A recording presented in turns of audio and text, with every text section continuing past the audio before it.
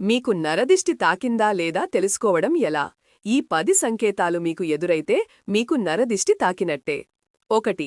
ఎలాంటి రోగం కారణం లేకుండా ఒక్క కాలు మాత్రమే నొప్పి ఉండటం లేదా కుంగి నడవడం. 2. ఎటువంటి లీకేజీ లేకుండా గోడలు తడి లేదా తేమ అవుతుండటం. 3. ఎటువంటి కారణం లేకుండా హఠాత్తుగా ఎడవాలనిపిస్తుండటం. 4.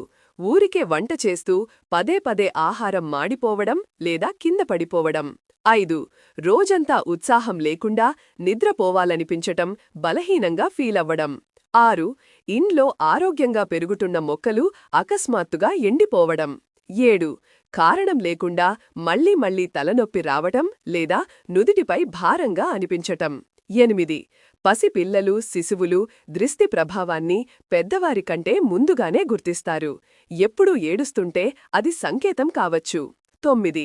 తరచుగా అద్దాలు, గ్రాసులు లేదా పాత్రలు విరిగిపోతుండటం. 10.